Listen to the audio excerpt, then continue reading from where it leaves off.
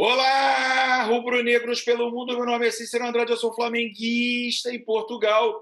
E no vídeo de hoje, Paulo Souza discute com jogador no vestiário. JJ pode tomar uma pernada de técnico alemão. CBF começa a cogitar JJ na seleção. E joia da base pode vestir de novo o manto sagrado rubro-negro. Roda a vinheta. Flamengo! Se você chegou agora nesse vídeo, curta, compartilhe, divida com seus amigos. Não deixe, por favor, de se inscrever no canal. Chegando a 90 mil, sorteio de um manto sagrado para um dos inscritos. E acionar o sininho para receber notificações sobre os vídeos diários que fazemos sobre o Mengão, suas repercussões aqui em Portugal e na Europa de uma forma geral. Parceiro novo no canal Flamenguista em Portugal, seja muito bem-vindo à BR4Bet. BR4Bet é a empresa de trading esportivo, ou seja, site de apostas que mais cresceu no Brasil no ano passado. Se você ama acompanhar futebol e gosta de fazer a sua fezinha, BR4Bet.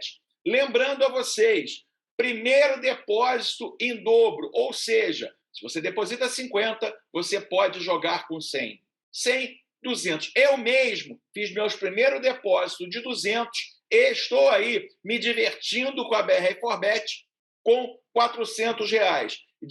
Dicas para hoje, hein, pessoal? Esporte em Porto e Boa Vista, Esporte em Braga e Porto e Boa Vista e Sporting aí. Tem boas odds aí na BR4Bet. Vamos lá, galera, muita coisa nessa segunda-feira para falar hoje com vocês. Ainda reflexos ali do que aconteceu no último fim de semana, na derrota do Flamengo para o Atlético Paranaense, né? Muitas coisas aí a se melhorar. O Flamengo nessa semana aí tem desafios importantes fora de casa, vai ao Chile jogar contra a Universidade Católica, pode garantir aí a classificação, vai jogar no domingo que vem contra o Altos no Piauí, quase um jogo festivo na grande verdade. Então a gente imagina que tem uma semana mais tranquila por aí, mas é importante dizer uma coisa sobre, né, que a gente tem a real noção de como está a nossa situação no Campeonato Brasileiro. O Flamengo, nesse momento, né, eu estou gravando esse vídeo segunda-feira pela manhã, o Flamengo está na 8ª colocação com um jogo a mais, né? Porém, se Avaí e Ceará ganharem os jogos de hoje no Brasileirão, o Flamengo vai para 10º colocado. E eu quero lembrar que a próxima rodada do Brasileiro, o Flamengo não jogará. Ou seja, é bem possível aí que a gente esteja com essa campanha ali mais ou menos próximo, entre a segunda página da tabela e a zona de rebaixamento. Então, assim, a galera ainda que está tranquila, não, vamos ver o que acontece, tudo bem, é início do campeonato, mas a posição do Flamengo é uma posição que talvez há muitos anos ele não se coloque. Ainda nessa rodada, você vai ver ali o Flamengo em 8º, se os dois clubes ganharem, você vai ver em 10º, porém, na semana que vem, vale a pena lembrar, o jogo do Palmeiras foi antecipado, enquanto os outros clubes jogavam a Copa do Brasil, o Flamengo jogou no meio da semana o Campeonato Brasileiro. No final de semana, o Flamengo vai para a Copa do Brasil e a rodada acontece por completo, ou seja, Palmeiras e Flamengo fazem seus jogos na Copa do Brasil e o que vai acontecer é que a rodada toda acontecerá. Ou seja, a distância para a liderança provavelmente aumentará. Nós demos sortes aí com a derrota do Corinthians e com o empate do Atlético Mineiro, que ainda são 2 pontos de diferença, porém, a 4ª rodada se realizará e a gente não sabe qual será a posição que o Flamengo ficará na 4ª rodada. Ah, é para se desesperar? É para tirar os tubos? Não, assim, é uma campanha muito ruim, é uma campanha muito abaixo da história do Flamengo. São 41% de aproveitamento. 41% de aproveitamento, né, é campanha de time rebaixado no Campeonato Brasileiro. E lembrando, né, nos últimos 4 anos, o Flamengo ou foi vice ou foi campeão brasileiro.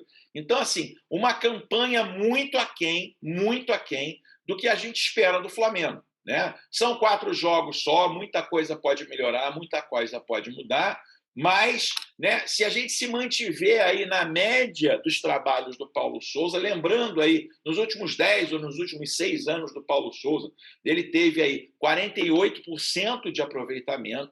Esse aproveitamento não é aproveitamento de time campeão. Ou seja, a gente tem que realmente abrir o olho, porque o Flamengo tem, nos últimos anos, desde 2018, ou ficou em primeiro ou ficou em segundo colocado no Brasileiro. E agora a nossa campanha é de meio para baixo na tabela. Então, assim, olho aberto aí em relação ao trabalho do Paulo Souza. Sei que tem muita gente ainda fechada com o Paulo Souza, e eu queria dizer uma coisa aqui para vocês, né? É óbvio, eu venho criticando há muito tempo o trabalho do Paulo Souza. Fiz críticas mais contundentes agora, depois da vitória do Atlético Paranaense? Não. As críticas são mais ou menos as mesmas, né? Porém, eu sei que muita gente acaba se orientando muito pelos resultados, né? Ou sendo fora Paulo Souza, fechado com Paulo Souza em função dos resultados. Queria deixar claro aqui, eu não venho falando do Paulo Souza porque ele perdeu, eu não estou falando, questionando o trabalho do treinador, só porque ele perdeu esse jogo. Eu venho questionando desde os jogos do Vasco da Gama da semifinal da Taça Guanabara, né? Nos jogos semifinais do Campeonato Carioca, né? Eu venho questionando, eu dei a chance que eu achei que eu deveria dar, né? Lá na contratação do Paulo Souza, me estranhou muito a escolha do Paulo Souza com tantos técnicos de renome que eram vinculados naquela época ao Flamengo. Paulo Souza foi uma escolha, para mim, totalmente exótica, né? Em função de ser um treinador que aqui em Portugal a gente não conhece de fato, não tem aí muita noção do que ele é como treinador. Mas eu quero dizer a vocês, a minha torcida é porque o Paulo Souza, a partir de agora, passe a ser o melhor técnico da história do Flamengo, que a gente ganhe os 3 campeonatos e 4 campeonatos que a gente pode ter esse ano com o Paulo Souza. Eu só não consigo ver muito como um técnico tão abaixo consiga fazer isso. Mas a torcida é total. A torcida é total para isso. Mas o desempenho do Flamengo é muito ruim. Não entre aí na onda dos que querem contemporizar o desempenho do Flamengo no Brasileiro. E aí, amigo, né?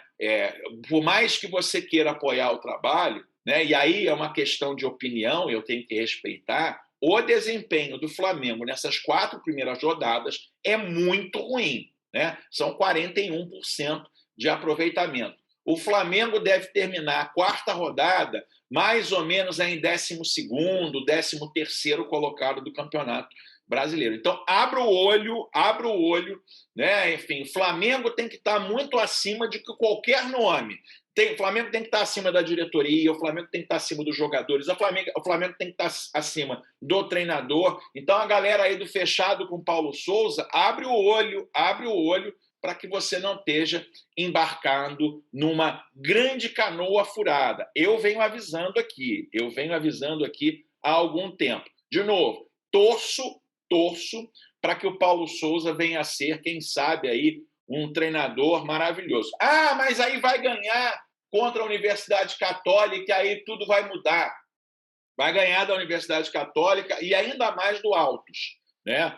Se eu não enxergar realmente uma evolução e uma maleabilidade do Paulo Souza em relação ao esquema tático, em relação às escolhas totalmente descabidas, a escalação de jogadores fora de posição, a não tentar tirar o melhor do time, pode ter vitória contra o Universidade Católica, que é um time muito, muito abaixo do Flamengo, e o Altos nem se fala. A minha opinião não vai mudar. Eu ainda acho e quero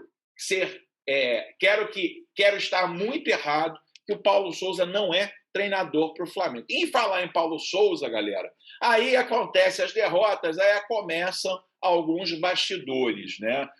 O que eu costumo chamar aí, de certa forma, de brincadeira de fla-fofoca. E aí, né, o Bola VIP traz uma notícia aí de uma discussão, né, um bate-boca do Paulo Souza com o atacante rubro-negro. Diz a matéria, tem que fazer direito. Paulo Souza bate boca com o atacante e situação é exposta no Flamengo. Situação teria ocorrido no vestiário após a derrota do Atlético Paranaense pela terceira rodada do Brasileirão. O Flamengo não foi bem diante do Atlético Paranaense e amargou a sua primeira derrota no Campeonato Brasileiro. Após uma vitória, 2 empates nas 3 primeiras rodadas, lembrando que a quarta foi antecipada, a equipe comandada por Paulo Souza não conseguiu ter sucesso no ataque e agora vai precisar se recuperar, pois ocupa a 8ª posição. Com 44, na verdade são 42% de aproveitamento.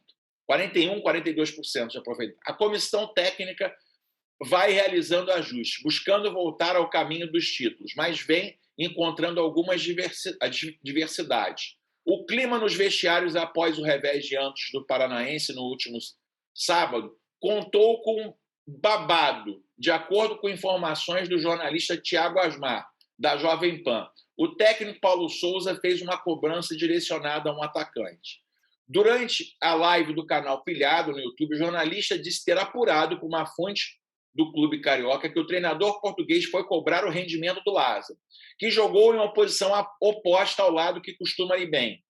Vale lembrar que o jovem acabou atuando no lado direito, já que o Marinho atuou pela esquerda. De forma amigável, o garoto teria se manifestado. Eu não estou me adaptando do outro lado, disse ao ser questionado pelo treinador do Flamengo, sendo rebatido na sequência. Tá bom, mas tem que fazer direito, teria afirmado o comandante técnico. Importante salientar que não houve briga, apenas uma cobrança que vem sendo rotineira nos bastidores. Hoje o Flamengo tem clima de discussão de cobrança, mas não necessariamente do lado negativo. Ou seja, acabam esses bastidores, principalmente nas derrotas, vazando, mas um questionamento ali do Lázaro faz todo sentido. Por que o Paulo Souza insiste em escalar os jogadores fora de posição? Para os poucos avisados, Léo Pereira foi lateral esquerdo no último jogo contra o Atlético Paranaense. Não comprometeu, mas na linha defensiva de 4 ele atua como lateral esquerdo. Aí você pode argumentar assim comigo, mas o Flamengo não tinha lateral reserva. O Filipe Luiz, por algum motivo, foi poupado, e o Flamengo, o Ayrton Lucas, que é outro lateral ala, não está machucado. Pois é, mas há muito pouco tempo, René e Ramon faziam parte do elenco do Flamengo. René, titular no Internacional de Porto Alegre, e Ramon, titular no Bragantino. Ou seja, o Flamengo está ali improvisando um zagueiro que é altamente contestado ali na lateral esquerda, e há muito pouco tempo, aí eu não sei se o treinador cedeu, eu não sei se o treinador mandou embora, 2 jogadores não estão mais no elenco do Flamengo, que poderiam muito bem fazer aquela ala. O René, tudo bem, não é o jogador ideal, mas o Ramon, pessoal, para que vocês não sabem, aqui em Portugal, toda hora o nome do Ramon é vinculado aqui a grandes clubes portugueses. Ou seja, existe aí um acúmulo de erros do trabalho do Paulo Souza. Muita gente falando aí da questão Lázaro, Marinho, teria que trocar de lado, Enfim, são coisas óbvias que a gente vê erros do trabalho do Paulo Souza se repetindo. Muita gente aí, e eu acabei postando no Twitter, me segue lá no Twitter, @FlaPortugal. É engraçado como são Fla em Portugal. É engraçado como tem 2 pesos e 2 medidas, muitas vezes, as coisas relacionadas aí ao treinador Paulo Souza. Atlético Mineiro não poupou, está aí na vice-liderança do campeonato. Palmeiras não poupou, ganhou de 3-0 no Corinthians. Ou seja, o Flamengo teve que poupar. E eu acho engraçado que tem gente que até acha, ou tem uma informação confidencial do departamento médico do Flamengo. É engraçado assim, ninguém consegue falar com o departamento médico do Flamengo. Mas, não, tem gente que afirma como se fosse uma coisa que já fosse noticiado oficialmente. O departamento médico mandou poupar os jogadores. O engraçado é que Everton Ribeiro jogou 45 minutos e Gabigol jogou quase 45 minutos. Ou seja, será que eles se curaram no vestiário? Por que o técnico não começou com esses 2 jogadores, já que o Flamengo tinha feito bons jogos contra o São Paulo e contra o Palmeiras. Enfim, tem uma parte da galera aí que tem aí a tendência em realmente defender o treinador sobre qualquer circunstância, né? De novo, né? Nós este ano o Flamengo, eu gosto sempre de lembrar isso nesses vídeos. Nos últimos 3 anos do Flamengo, nos últimos 3, inclusive o ano passado, o Flamengo teve campanhas maravilhosas. Foram 4 títulos em 2019, 4 títulos em 2020 e 4 títulos em 2021. Tá bom, Libertadores e Brasileiros são os mais importantes, sim, mas teve Supercopas, teve Campeonato Carioca, teve outras taças, porém o Flamengo vinha ganhando. Esse ano nós já disputamos Taça Guanabara, já disputamos Supercopa, já disputamos Carioca e não ganhamos nada, né? E nesse desempenho pífio aí no Campeonato Brasileiro. Na minha visão, o Paulo Souza é o treinador que mais teve paciência aí da mídia e de parte de torcedores do Flamengo. Desde 1895, nenhum treinador do Flamengo teve tanta paciência como se tem com o Paulo Souza. Deixando claro, minha torcida aqui é que ele consiga se recuperar, consiga fazer um trabalho muito mais regular do que é o histórico dele. Mas a minha crença é praticamente nula que isso seja possível de ser feito. E aí, galera, quando existe um questionamento aí em relação ao Paulo Souza, o primeiro nome que vem na cabeça de 10 entre 10 rubro-negros é de Jorge Jesus,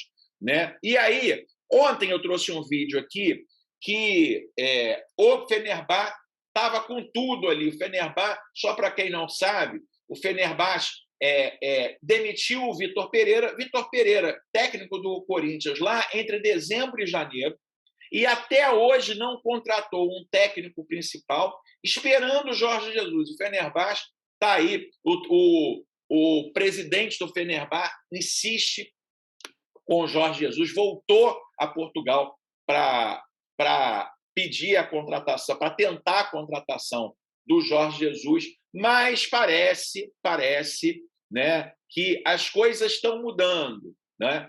O que acontece? O Fanáticos, ex-técnico da Alemanha, Joachim Löw, pode desbancar Jorge Jesus e assumir clube europeu. Eu vou dizer a verdade, eu estou torcendo para que isso aconteça, para que o nosso glorioso Fenerbahçe da Turquia tenha um técnico alemão.